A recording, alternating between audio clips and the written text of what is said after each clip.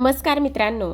बाई तुझा आशीर्वाद आजच्या भागामध्ये खूपच इंटरेस्टिंग असा एपिसोड झाला आहे बरं का.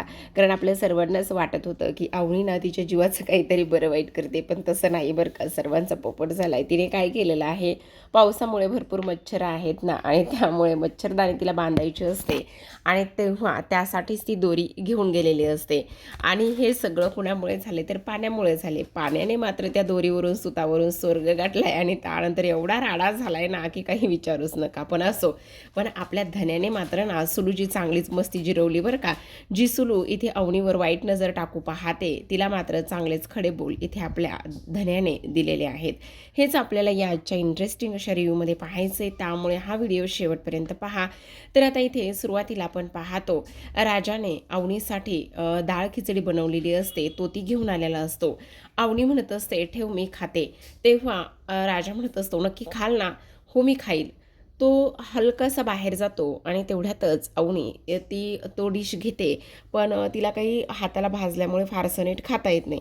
त्यामुळे राजा रिटर्न येतो आणि तिच्या हातामधली असलेली ती डिश काढून घेतो आणि स्वतःच्या हाताने भरवायला लागतो. अवनी म्हणत असते, काय झालं, काय करतोयस? तेव्हा तो म्हणत असतो, अहो तुमचा हात भाजलाय ना, त्यामुळे तुम्हाला काही खाता येत नाही ना, त्यामुळे खाता येत नसल्यामुळे मीच तुम्हाला ते भरवत आहे, असं सुद्धा आता इकडे तो बोलत असतो. तेव्हा अवनी म्हणत असते, नाही त्याची काही गरज नाही आहे, प्लीज मी माझी माझी खाईल, आणि कोणत्या अधिकाराने कोणत्या नात्याने तू मला ही खिचडी भरवणार आहेस? तेव्हा राजा म्हणत असतो, असं काय करताय? भलेही आपण नवरा बायकोचं नातं नसलं तरीसुद्धा एक मित्र म्हणून आपण एकमेकांना इथे खिचडी भरवू शकतो ना, आणि म्हणूनच मी तुम्हाला खिचडी भरवत आहे, असं सुद्धा आता इकडे तो म्हणत असतो. अवनी म्हणत असते, पण मी माझी खाईन ना, नको तू नको त्रास करून घेऊ. तेव्हा मात्र इथे राजा म्हणत असतो, पण जर आत्ता तुम्ही खिचडी नाही खाल्ली ना, तर मला मात्र राग येईल बरं का, आणि हा मित्र रागवला तर तुमच्यावर नक्कीच चिडेल बरं का. त्यामुळे तुम्ही मला ही खिचडी खाऊ देणार आहात की नाही, असं सुद्धा आता इकडे तो बोलत असतो. त्याच वेळेला अवनी मात्र त्याच्या हातून ती आता खिचडी खात असते. किती नाही म्हटलं तरीसुद्धा आता राजाने तिच्या काळजीपोटी तिला खिचडी ही भरवलेलीच असते. आता खिचडी तर भरवलेली असते, पण अवनी मात्र विचार करत असते की माझी माणसं माझ्यासाठी नाही उभी राहिली. माझ्या माणसांनी इथे माझ्यासोबत कशा पद्धतीने वागले, हे जरी खरं असलं तरीसुद्धा इथे मात्र राजा त्याचबरोबर त्याची फॅमिली माझ्यासाठी किती आणि काय काय करते, हे सगळं काही तिला आता इथे आठवू लागलेलं असतं. मग आता तिच्या डोळ्यात पाणी येतं. तेव्हा राजा म्हणत असतो, ऑलरेडीच यशोदाने या खिचडीमध्ये भरपूर मीठ घातले बरं का. आता तुमचे जर हे खारट अश्रू ह्या खिचडीमध्ये पडले ना, तर ती खिचडी मात्र अजूनच खारट होऊ शकते. त्यामुळे प्लीज तुम्ही आता हे रडणं बंद करा. असं म्हटल्याबरोबर आता मात्र इथे अवनी हसायला लागते, आणि जेव्हा अवनी हसायला लागते त्यावेळेला मात्र इथे आता राजा म्हणत असतो, आता कसं तुम्ही हसल्यावरच खूप गोड दिसता बरं का, असं म्हणून आता पुन्हा एकदा तो तिला पाणी भरवत असतो आणि पाणी प्यायला सांगून म्हणत असतो, आता तुम्ही आराम करा, मी येतो आणि काही लागलं तर मला आवाज द्या. तेव्हा अवनी म्हणत असते, हो नक्कीच, काही लागलं तर मी तुला आवाज देईल, असं म्हणून आता मात्र इकडे ती झोपायच्याच तयारीत असते. तर राजा मात्र तिथून बाहेर निघून जातो. आता बाहेर हे सगळेजण जेवायला घेतलेलं असतं. आता जेवत असतानाच राजा गेलेला असतो आणि तेव्हा हे लोक म्हणत असतात, काय झालं वहिनी, जेवली का? तेव्हा तो म्हणत असतो, हो मी स्वतः त्यांना माझ्या हाताने भरवलं आहे, असं म्हटल्याबरोबर आता लगेचच इकडे तो म्हणत असतो, तू भरवलंस का? का भरवलंस तू? असं इकडे विचारण्यात येतं. अरे काही नाही, त्याचं काय झालंय ना, इकडे त्यांच्या हाताला ना लागलेलं आहे. ते त्यांच्या पप्पाने त्यांचे सगळे सर्टिफिकेट्स जाळले ना, आणि सर्व सर्टिफिकेट्स जाळल्यामुळे ना त्यांच्या हाताला लागले, आणि त्यामुळे त्यांना खाता येत नव्हतं आणि त्या खात पण नव्हत्या. म्हणूनच मी त्यांना म्हटलं की मी तुम्हाला भरवतो, आणि त्यामुळे मी त्यांना भरवलं आहे, बस एवढंच आहे. तेव्हा लगेचच आता इकडे यशोदा म्हणत असतो, खरं तर ना मला कळतच नाही आहे, त्यांचा बाप ना त्यांच्यासोबत अशा पद्धतीने कसा वागू शकतो, हेच मला काही केल्या कळत नाही, असं सुद्धा आता इकडे तो बोलत असतो. तेव्हा इथे पाण्या म्हणत असतो, खरंय अगदी बरोबर आहे बरं का, पण एक काम तू राजा खूप चांगलं केलं आहेस बरं का. तू भाऊ म्हणून अजिबात चांगला नसलास ना, तरी एक नवरा म्हणून तू त्यांच्यासोबत फार चांगलं वागतोयस बरं का. हे पाहून मलासुद्धा खूप आनंद होतोय बरं का, असं सुद्धा आता इकडे तो बोलत असतो. आणि त्याच वेळेला आता राजा म्हणत असतो, कितीतरी वर्षात आणि कितीतरी दिवसांनी तू एवढी एकच चांगली गोष्ट बोलला आहेस बरं का, असं मुद्दामच तो इथे बोलू लागलेला असतो. आता तो काहीतरी शोधत असतो, तेव्हा धन्या म्हणत असतो, काय रे, काय शोधतोयस तो? काही नाही, त्यांच्या हाताला थोडंसं लागलंय ना.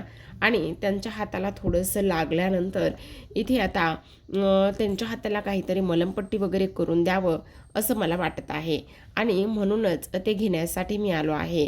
हो हो, मलम वगैरे व्यवस्थित लावून दे आणि त्याचबरोबर प्रेमाने मलमपट्टी वगैरे कर बरं का. म्हणजे कसं आहे ना, त्यांचं आजारपण आणि दुखणं ताबडतोब निघून जाईल असं सुद्धा आता इकडे तो बोलत असतो. त्याच वेळेला आता मात्र इथे यशोदा म्हणत असतो, काय चाललंय तुझं धन्या? गप खाऊ ग. नाही त्या गोष्टी उगाचच बोलत जाऊ नकोस, कळलं का. जा रे, तू पटकन मलम लावून देऊ नये. असं म्हणून आता लगेचच हा जो राजा आहे ना, तो आतमध्ये मलम लावण्यासाठी जात असतो. पण यशा मात्र इथे ह्या आपल्या धन्याला ओरडून आवाज चढून बोलण्याचं काम करत असतो. तो म्हणत असतो, जरा शांततेत खायचं, कळलं का. नाही त्या गोष्टी छोट्यांनी मोठ्यांसारख्या बोलायच्या नाही, नाहीतर काय होतं माहिती ना तुला. असं म्हणून तो आता मलम लावायला आतमध्ये निघून जातो. आता मलम लावायला तर आत निघून जातो, पण त्यानंतर मात्र इथे हे तिघेही जण जेवण करत करत मस्त बडबड करत असतात.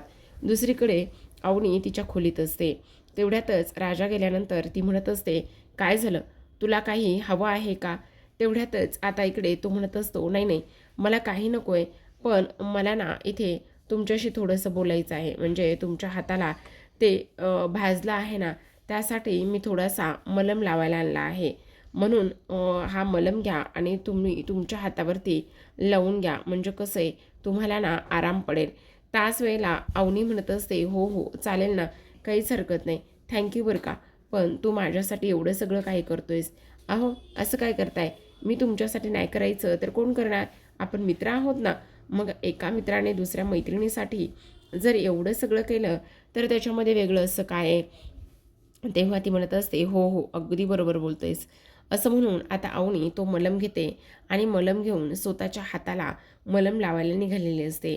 पण अवनीला आता मात्र मलम काही लावता येत नाही, कारण ऑलरेडीच हात भाजलेला असतो आणि हात भाजल्यामुळे मलम काही केल्या फारसा नीट लावता येणार नसतो. आता राजा म्हणत असतो, मी काय म्हणतो, तुम्हाला मलम तर लावता येणारच नाही आहे, पण मग मी तुम्हाला मलम लावून देऊ का. जर मी तुम्हाला मलम लावून दिला तर तुम्हाला काही प्रॉब्लेम नाही आहे ना. तेव्हा अवनी म्हणत असते, नाही नाही, मला मात्र काही प्रॉब्लेम नाही आहे, पण तरीसुद्धा नको, माझी मी लावेल ना. अहो असं कसं काय करताय, तुम्हाला कसा मलम लावता येणार आहे. आणा इकडे, मी तुम्हाला मलम लावून देतो. असं म्हणून आता राजा अवनीचा हात घेतो आणि राजा अवनीचा हात घेऊनच तिच्या हातावर मलम लावून देत असतो. जेव्हा तिच्या हातावर तो मलम लावून देत असतो त्यावेळेला मात्र अवनी ही फक्त आणि फक्त राजाकडे पाहतच असते. तिला तर प्रचंड आनंद झालेला असतो की राजाने आज आपल्याला अशा पद्धतीने मलम लावून दिलेला आहे म्हणून. त्यानंतर अवनी म्हणत असते, राजा तू एवढं सगळं काही माझ्यासाठी करतोयस, त्याचबरोबर आपलं नातं काहीही नसताना तू एवढ्या सगळ्या गोष्टी माझ्यासाठी करतोयस, हे सगळं काही पाहून मला तर खरं सांगू का फार जास्त आनंद होतोय. पण इथे तेव्हा तो म्हणत असतो, असं काय करताय तुम्ही, एका गोष्टीचा विचार करा. हे बघा, असं समजा की इकडे देवबाप्पाने तुमची काळजी घेण्यासाठी मला पाठवलं आहे आणि त्यामुळे मी तुमची काळजी घेत आहे, बस एवढंच आहे. पण मग अहो आता मला सांगा, तुमचे आईवडील असते तर त्यांनी तुमची काळजी घेतली असती का. नाही घेतली असती ना. मग आत्तासुद्धा तसंच समजा, तुमचे आईवडील इथे नाहीत आणि त्यासाठी देवाने मला इथे तुमची काळजी घेण्यासाठी पाठवलं आहे, असं सुद्धा आता इकडे तो बोलत असतो. त्यावर अवनी म्हणत असते, हो तू बोलतोयस ना ते अगदी बरोबर आहे, त्याच्यामध्ये काही एक चुकीचं नाही आहे. आता इकडे मात्र राजा म्हणत असतो, पटतंय ना तुम्हाला. त्याच वेळेला अवनी म्हणत असते, हो पटतंय, पण एक गोष्ट मात्र खरी आहे आणि ती म्हणजे की काही जरी झालं ना तरीसुद्धा तू मात्र हे सगळं खूप छान करतोयस. ह्या सगळ्या गोष्टींचा मलासुद्धा फार आनंद होतोय. त्याच वेळेला आता इकडे अवनी म्हणत असते, पण मला एक गोष्ट सांग, जेव्हा इथून मी निघून जाईल त्यावेळेला तू माझी काळजी घेणार नाही आहेस का? त्यावेळेला तू इथे माझ्यासोबत कसा वागशील? तेव्हा लगेचच आता इकडे तो मात्र काहीच बोलत नाही. कारण अवनीचं असं म्हणणं असतं की आपण तर इथे नवरा बायको नाही आहोत आणि त्यानंतर मात्र जर इथून मी निघून गेले तर मग त्यानंतर तू माझी काळजी आणि ह्या सगळ्या गोष्टी घेणार नाहीस का? असं सुद्धा आता इकडे तिचं म्हणणं सुरू असतं. तर आता इकडे अवनी थोडीशी डिस्टर्ब झालेली असते. तिला थोडंसं टेन्शन आलेलं असतं की जर इथे आपलं नातं एवढ्याच कामापुरतं असेल तर मग काय करायचं? आणि त्याहूनही सगळ्यात महत्त्वाची गोष्ट म्हणजे की तू मला नंतर सोडून जाणार का? आणि आत्ता जर माझे आईबाबा माझ्यासोबत असे वागले आहेत तर त्यानंतर माझं सगळं काय होणार आहे? ह्याच गोष्टीचा अवनी मात्र आता इकडे विचार करू लागलेले असते. तेव्हा राजा म्हणत असतो, असं काय करताय? हे बघा, असं काही होणार नाही आणि मी तुम्हाला कुठेही कसाही सोडून जाणार नाही. तुम्हाला काळजी वगैरे करण्याची काहीही गरज नाही, असं सुद्धा आता इकडे तो बोलू लागलेला असतो. हे सर्व काही बोलून झाल्यानंतर आता राजा म्हणत असतो, ठीक आहे, तुम्ही आराम करा, काही लागलं तर मला नक्की आवाज द्या, असं म्हणून राजासुद्धा आता तिथून निघून जातो. जेव्हा राजा तिथून निघून जातो त्यावेळेला मात्र अवनी ही तिच्या हाताला लावलेल्या त्या मलमपट्टीकडेच पाहत असते. तेवढ्यातच आता इकडे दुसऱ्या बाजूला यशाने खिडकी वाजवलेली असते आणि खिडकीमध्ये जेवणाचं ताट ठेवलेलं असतं. जेव्हा खिडकीमध्ये तो जेवणाचं ताट ठेवतो तेवढ्यातच नमिता खिडकी उघडते आणि म्हणत असते, मला पूर्ण खात्री होती, मला पूर्ण विश्वास होता की तू नक्कीच येणार म्हणून. मी उपाशी राहिलेलं हे सगळं तुला अजिबातच चालणार नाही, ही गोष्ट मला चांगलीच माहिती होती, असं सुद्धा आता इकडे ती बोलू लागलेली असते. आणि तेव्हा मात्र इकडे यशोदा म्हणत असतो, मला माहिती होतं तू जेवणार नाही आहेस म्हणून, फक्त तू उपाशी राहू नये म्हणूनच मी तुझ्याकरिता हे जेवण घेऊन आलो आहे, याच्या पलीकडे बाकी काहीच नाही आहे.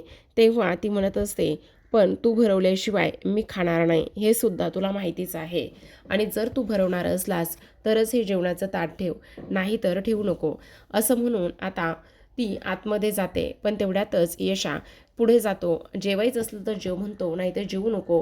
पण तेवढ्यात त्याची पावलं तिथेच थांबतात. रिटर्न येतो आणि त्यानंतर ते जेवणाचं ताट घेतो आणि पुन्हा अवनीला म्हणत असतो, तू एक नंबरची हट्टी आहेस, काही केलं ना तरीसुद्धा तू ऐकण्याचं नावच घेत नाही आहेस. तेव्हा ती म्हणत असते, कारण मला माहिती ना तू मला नक्की भरवणार म्हणून. जर तू भरवणार आहेस तर मी जेवण का बरं करू, कशासाठी करू, असं सुद्धा आता इकडे ती त्याला सांगत असते. आणि तेवढ्यातच यशा मात्र तिच्यासमोर आता खिचडीचा एक चमचा पकडतो आणि तिला जेवायला देत असतो. तेव्हा ती म्हणत असते, नाही, अजिबातच नाही, जर तू सुद्धा माझ्यासोबत खाणार असलास तरच मी सुद्धा खाणार आहे, नाही तर अजिबातच नाही, तुला सुद्धा माझ्यासोबत खायचं आहे. तेव्हा तो म्हणत असतो, नाही मला नको आहे. त्यावेळेला ती म्हणत असते, मला ह्या पूर्ण गोष्टीची खात्री आहे की तू सुद्धा जेवला नसशील म्हणून आणि मला पूर्ण खात्री आहे, त्यामुळे तुला सुद्धा जेवायचं आहे, ही गोष्ट मात्र तू नीट लक्षात ठेवायची, असं म्हणून आता लगेचच ती त्यालासुद्धा एक चमचा खिचडीचा भरवत असते. कारण तो सुद्धा जेवला नाही ह्याचा विश्वास मात्र नमिताला असतो आणि त्यामुळे नमिता त्यालासुद्धा खिचडीचा एक घास भरवत असते. आता मात्र ह्या दोघांचं हे हळूवार नातं खूपच सुंदर असतं आणि ह्या नात्याला मात्र कोणाचीही नजर लागू नये असंच इथे वाटत असतं. तर आता मात्र प्रेक्षकांनो, इकडे दुसरीकडे आपण पाहतो की इकडे राजा आणि यशोदा आणि त्याचबरोबर नमिताचं हे सगळं काही सुरू असताना यशोदा जो आहे तो थोडासा इमोशनल झालेला असतो, भावनिक झालेला असतो आणि तो विचार करू लागतो की हे सगळं काही काय आहे. त्याचबरोबर सगळ्यात महत्त्वाची गोष्ट म्हणजे की आता काही झालं तरी नमिताचं आणि माझं लग्न होऊ शकणार नाही, पण तरीसुद्धा ह्या सगळ्या गोष्टी होतातच. आता दुसरीकडे अवनी तिचा हात हातामध्ये घेऊन त्याच गोष्टींचा विचार करू लागते की खरं तर ह्याने माझ्यासोबत किती आणि कशा पद्धतीने वागलाय, हा माझी किती काळजी करतोय, ह्या गोष्टीचा इकडे आता ती विचार करू लागलेली असते. आणि तेवढ्यातच पाणी प्यायची इच्छा होते, पण पाणी मात्र तिथे नसतं आणि पाणी तिथे नसल्यामुळे आता इकडे ती किचनमध्ये पाणी आणायला जात असते. जेव्हा किचनमध्ये पाणी आणायला जाते त्यावेळेला मात्र लक्षात येतं की आता आपण मच्छरं खूप झालेल्या आहेत आणि मच्छरं खूप झाल्यामुळे आपण काहीतरी या गोष्टीचा विचार केला पाहिजे असं सुद्धा आता इकडे तिच्या मनामध्ये आलेलं असतं. आणि तेव्हा मात्र अवनी मनामध्ये विचार करत असते, हे सगळं माझ्यासोबत काय सुरू आहे? जर उद्या राजासुद्धा मला सोडून गेला तर मग इथे मी स्वतःला कधीच माफ करू शकणार नाही. कारण राजा माझं विश्व आहे आणि त्याचबरोबर राजा माझ्यासाठी एवढं सगळं काही करतोय म्हटल्यावर मला काहीतरी विचार करावाच लागणार आहे असं सुद्धा आता इकडे ती बोलू लागलेली असते. आता बाहेर पाणी आणायला जाते. धन्या मात्र तिथे असलेलंच पाणी देतो. तेव्हा ती म्हणत असते, नाही तू मला हे पाणी देऊ नकोस, मी बाहेर जाऊन हे पाणी घेते असं म्हणून आता तो म्हणत असतो, घ्या हो, आम्ही कुठे पाणी पितो, तुम्हाला माहिती ना, जेव्हा तुम्ही आमच्यासोबत इथे थाळी वाजून उठवता त्याच वेळेला आम्ही उठत असतो, ही गोष्ट तुम्हाला सुद्धा माहिती ना, त्यामुळे हे पाणी तुम्ही प्या, आम्ही पाणी इथे पित नाही, रात्री उठत नाही असं म्हणून आता लगेचच इथे अवनी म्हणत असते, बरं ठीक आहे. मग आता ती किचनमध्ये जाते आणि किचनमध्ये तिला ती दोरी दिसते आणि दोरी घेतल्यानंतर म्हणत असते, खरं तर पावसाळ्यामुळे ना फारच जास्त मच्छर्स वाढले आहेत, एक काम करते, आज ना मच्छरदाणीच बांधून घेते असं म्हणून ती ते लटकलेली दोरी ती हातामध्ये घेते आणि ती लटकलेली दोरी हातामध्ये घेऊन किचनमध्ये जात असते.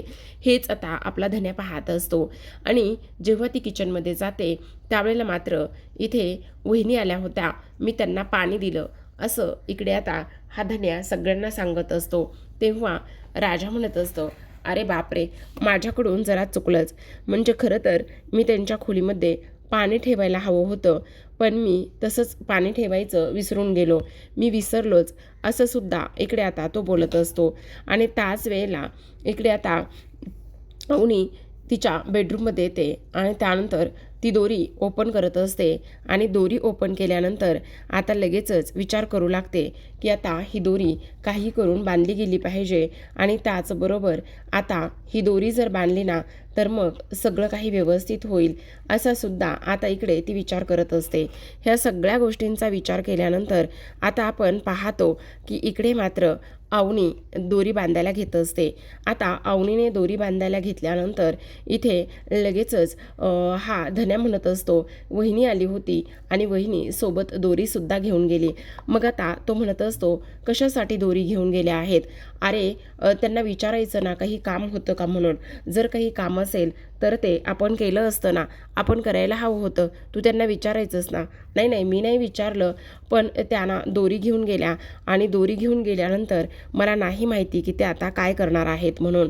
तर आता इकडे हा पाण्या म्हणत असतो, काय रे सगळं काही ठीक आहे ना, म्हणजे त्या दोरी वगैरे घेऊन गेलेल्या आहेत आणि दोरी घेऊन गेल्यामुळे आता काही प्रॉब्लेम तर नाही ना, असं सुद्धा आता इकडे तो बोलत असतो.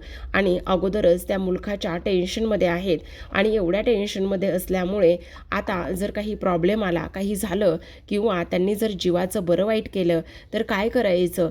तू त्यांना विचारायला हवं होतं की दोरी कशासाठी घेऊन जात आहे म्हणून, जा पटकन, धावतच पळतच जा असं सुद्धा आता इकडे ती लोक बोलत असतात.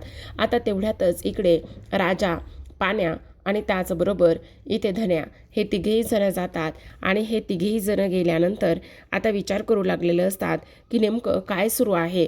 हे बघा अवनी मॅडम, सोडा ती दोरी, सोडा, काहीही करू नका, प्लीज ती दोरी सोडा असं सुद्धा आता इकडे ते बोलत असतात. आता हे सगळं काही बोलल्यानंतर आपण पाहतो की इथे आता लगेचच हे लोक विचार करायला लागतात की हे सगळं काही काय आहे. तेव्हा अवनी म्हणत असते, काय झालेलं आहे? तेव्हा राजा म्हणत असतो, तुम्ही सोडा बरं लवकर, सोडा बरं लवकर. अहो वहिनी, असं काय करताय? तुम्ही जर स्वतःला संपवलं तर राजाचं काय होईल?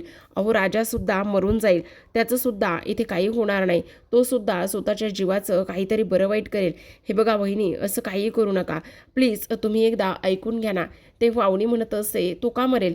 तेव्हा राजा म्हणत असतो, हो, कारण तुम्ही जर इथे स्वतःचा जीव देण्याचा प्रयत्न केला तर मलासुद्धा इकडे जीवच द्यावा लागणार आहे, मी सुद्धा अजिबात इथे राहू शकणार नाही असं सुद्धा आता इकडे तो बोलत असतो. त्यावेळेला मात्र अवनीला समजत नाही की नेमकं ह्यांचं काय सुरू आहे आणि ही लोक माझ्या बाबतीत हे सगळं काही का आणि कशामुळे बोलत आहेत हेच मात्र मला इथे कळत नाही, असं सुद्धा आता इकडे ते लोक बोलत असतात. तेव्हा मात्र राजा म्हणत असतो, सोडा सोडा, असं काहीही करू नका, हे बघा शांत व्हा ना, हे बघा शांत व्हा ना. तेव्हा मात्र आता इकडे पाण्यासुद्धा म्हणत असतो, हे बघ राजा, एक काम कर, तू वहिनीला पकड, वहिनीला पकड. मग आता धावतच राजा जातो आणि अवनीला तिच्या पायाला घट्ट मिठी मारत असतो आणि म्हणत असतो, मी तुम्हाला काहीच होऊ देणार नाही, मी तुम्हाला मरू देणार नाही, असं इकडे म्हणतो. आणि तेवढ्यातच मात्र अवनीचा तोल जातो आणि अवनीचा तोल गेल्यानंतर आता ते दोघेही जण खाली त्या बेडवरती पडतात. ते दोघेही जण बेडवरती पडल्यानंतर आता मात्र इकडे तो बेड तुटला जातो आणि तेव्हा ते दोघेही जण एवढ्या क्लोज असतात, एवढ्या जवळ असतात की पाहणारा जो काही इथे पाण्याधने आहे ते तोंड बाजूला फिरवतात. तर आता प्रेक्षकांनो, अशा पद्धतीने अवनी फक्त आणि फक्त ती मच्छरची जाळी बांधण्यासाठी ती दोरी घेऊन गेलेली असते, पण त्याचा मात्र अशा पद्धतीने इथे हे सगळं काही झालेलं असतं. तर आता प्रेक्षकांनो, आपण पाहतो इकडे दुसऱ्या दिवशी उद्याच्या भागामध्ये आपल्याला असं पाहायला मिळते, अवनी छान अशी तयार झालेली असते आणि दारामध्ये अंगणामध्ये सडा रांगोळी टाकत असते. रांगोळी काढल्यानंतर इथे सुलू येते आणि सुलू वाकून वाकून अवनीकडे पाहत असते. जेव्हा धन्या हे सगळं काही पाहतो की त्याची आत्या हे सगळं काही पाहते आणि आत्याचं लक्ष फक्त आणि फक्त हिच्याकडे जाते, तेव्हा मात्र त्याला प्रचंड राग येतो आणि प्रचंड राग आल्यानंतर तो रागानेच सुलूकडे पाहतो आणि म्हणत असतो, काय काय चाललंय काय तुझं? तू अशा पद्धतीने इथे आमच्या वहिनीकडे का आणि कशामुळे बघतेस, असं सुद्धा इकडे आता तो बोलत असतो. आणि त्याचबरोबर इकडे आता हे सगळं काही सुरू असताना सुलू म्हणत असते, काही जरी झालं तरी सुद्धा मी पाहणारच आहे, जा तुला जे काही करायचं आहे ना ते तू कर, असं सुद्धा आता इकडे ती बोलत असते. तर आता मात्र अवनी त्या छतावरचा एक डब्बा काढण्याचा प्रयत्न करत असते आणि डब्बा काढायला गेल्यानंतर तो स्टूल जो आहे तो स्टूल वाकडा होतो आणि तेव्हा अवनी मात्र त्या स्टूलवरून पडणार. तेवढ्यातच राजा धावतच येतो आणि पडणाऱ्या अवनीला वाचवत असतो, स्वतःच्या मिठीमध्ये तिला घेत असतो. तेव्हा मात्र अवनी अजूनच राजाच्या जवळ गेलेली असते. तर प्रेक्षकांनो, पाहत रहा बाई तुझा आशीर्वाद. आता इथून पुढे ना आपल्याला अवनी हळूहळू राजाच्या प्रेमात पडताना दिसणार आहे. तुम्हाला या दोघांची लव्ह स्टोरी पाहायला आवडेल का? नक्की कमेंट करून कमेंट बॉक्समध्ये कळवा.